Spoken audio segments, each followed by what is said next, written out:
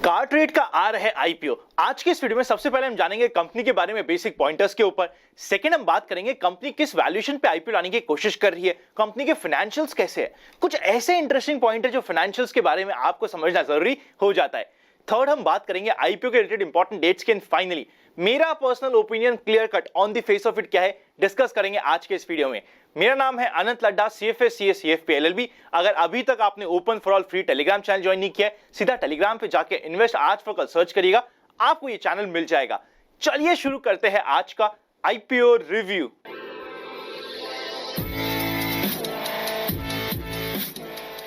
सबसे पहले कंपनी के बारे में बेसिक पॉइंटर्स को कवर करते हैं। सन 2000 में कंपनी इनकॉर्पोरेट हुई थी और आज के दिन काम कर रही है as a multi channel auto platform provider के जैसे कंपनी काम कर रही है।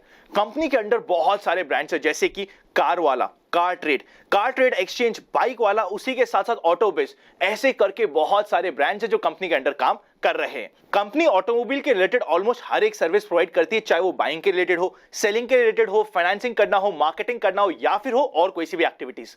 चाहे कोई नई कार बाय करना चाहता हो या फिर बोल दिया जाए कोई एक पुराना यूज ऑटोमोबाइल बाय करना चाहता हो, ऑलमोस्ट हर एक चीज यहां पे प्रोवाइड होती है। अगर आप अपनी कार बेचना भी चाहते हैं तो इस प्लेटफॉर्म पे जाके बेच सकते हैं। आई एम वेरी श्योर कभी ना कभी ये प्लेटफॉर्म आपने अपनी रियल लाइफ में यूज जरूर किया होगा।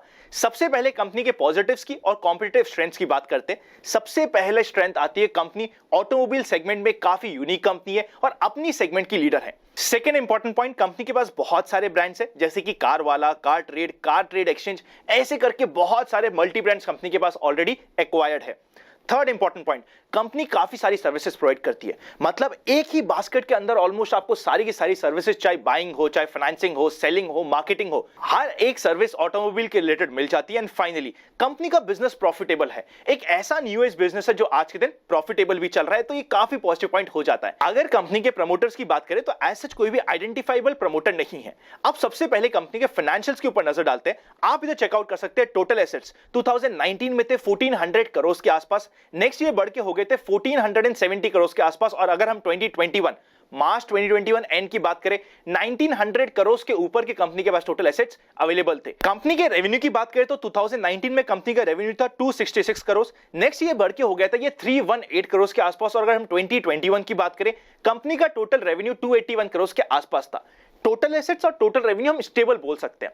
अब बात करते हैं प्रॉफिट आफ्टर टैक्स की। 2019 में कंपनी का प्रॉफिट था 25 करोड़, नेक्स्ट ईयर प्रॉफिट था 31 करोड़, और अगर हम 31 मार्च 2021 की बात करें तो प्रॉफिट है 101 करोड़ के ऊपर का।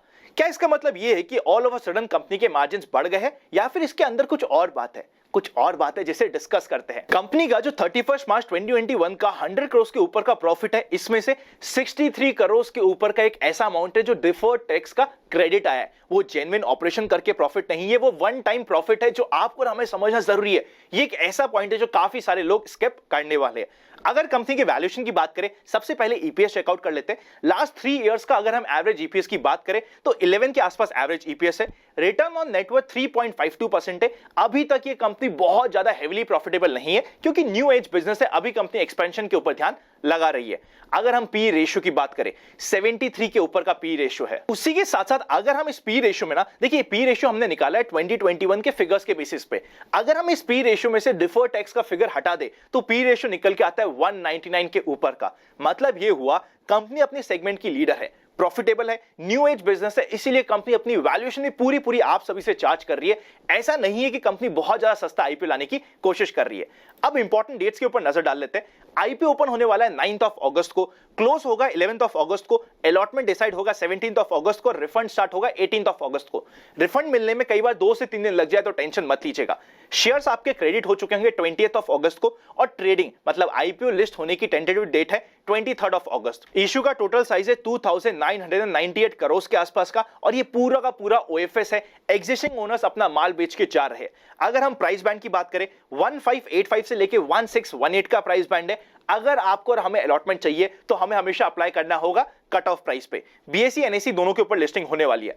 अगर ऑब्जेक्ट ऑफ द इशू की बात करें, बहुत सिंपली इन्होंने मेंशन कर दिया है। पहला ऑब्जेक्टिव है ओएफएस को पूरा करना और सेकंड ऑब्जेक्टिव है जो भी लिस्टिंग के बाद बेनिफिट्स होते हैं उन्हें लेना। अब इससे पहले कि मेरी on the face of it क्या ओपिनियन बन रही है उस पे जाए, अगर अभी तक आपके पास डीमैट नहीं तो डिस्क्रिप्शन में डीमैट अकाउंट ओपन लिंक्स और प्राइवेट चैनल पर जुड़ने का प्रोसेस मिल जाएगा, वरना लगे यूजफुल तो आप ज्वाइन बटन मेंबरशिप पे कंसिडर कर सकते हैं। जिस तरीके से आईपीओ आ रहे हैं ना, आपको डीमैट अकाउंट होना तो ऑलमोस्ट कंपलसरी हो जाता है अपने हर एक फैमिली मेंबर, इवन एचयूएफ के नाम से एटलीस्ट एक डीमैट अकाउंट होना कंपलसरी हो जाता है। डिस्क्रिप्शन में आपको सारे के सारे लिंक्स मिल जाएंगे। अब अगर on the face of it आज के दिन क्या ओपिनियन बन रही है उसके ऊपर बात करें ना, रिटेल कोटा में 7,20,000 एप्लीकेशंस आते ही ये IPO one time retail quota oversubscribe हो चुका होगा। मतलब ऑलमोस्ट हम एक्सपेक्ट कर सकते हैं 5 टाइम्स से लेके इवन 7 टाइम्स तक का ओवर सब्सक्रिप्शन हो सकता है, पर इससे ज्यादा ओवर सब्सक्राइब होना आज के दिन पॉसिबल नहीं है। 7 टाइम्स भी हमने इसलिए डिस्कस किया है क्योंकि ये फैंसी आईपीओ है, एक ऐसा आईपीओ जो आप और हम इस कंपनी के बारे में हमेशा से जानते हैं, इसीलिए थोड़ा सा लाइमलाइट में रहने वाला है। इसीलिए नॉर्मली जितनी एप्लीकेशंस आती है उससे थोड़ी सी ज्यादा इस आईपीओ में आ जाए तो हमें सरप्राइज नहीं होना चाहिए। ग्रे मार्केट प्रीमियम की बात करें तो आज के दिन ऑलमोस्ट 30% के आसपास का चल रहा है। एक अच्छा आईपीओ हम सभी के सामने आ रहा है जिसे हमें कंसिडर करना ऑलमोस्ट कंपलसरी हो जाता है। मैं पर्सनली अगर अप्लाई करूंगा तो अपने हर एक फैमिली मेंबर के नाम से एक एक लॉट में अप्लाई करने वाला हूं। अगर नेक्स्ट वीक के सारे आईपीओ में से बात करी जाए, ये one of the better IPO होने वाला है। इसका मतलब ये नहीं कि इसमें सीधा लिस्टिंग गेन आपको 100% का होगा, एक डिसेंट 20, 25, 30% का हम लिस्टिंग गेन एक्सपेक्ट कर सकते हैं। साथ ही साथ अलॉटमेंट मिलने के भी चांसेस इस आईपीओ में ज्यादा होने वाले क्योंकि आईपीओ का साइज ऑलमोस्ट 3,000 करोड़ के आसपास का है। फाइनल डिसीजन में सेकंड डे पे बनाऊंगा क्योंकि नेक्स्ट वीक वापस से है 4 आईपीओ। किस तरीके की डिमांड आती है, उसी के साथ साथ एचएनआई कैटेगरी में किस तरीके की डिमांड आती है, उसके ऊपर काफी सारा लिस्टिंग इन डिपेंड करने वाला है। IPO funding specially HNI category में आप सेकंड या थर्ड डे पे ही हमें पता चल सकती है, उसके बेसिस पे हम डिसीजन बनाएंगे। पर नेक्स्ट वीक के जितने भी आईपीओ आ रहे हैं उनमें से one of the better IPO में कार ट्रेड का आईपीओ बोल सकता हूं। अगर ये वीडियो अच्छा लगे तो लाइक करे बिना मत जाइएगा, चैनल को सब्सक्राइब बेल आइकन क्लिक नहीं किया तो कोई ना कोई इंपॉर्टेंट वीडियो आप सभी से मिस हो जाएगा। Happy investing and I will see you very soon.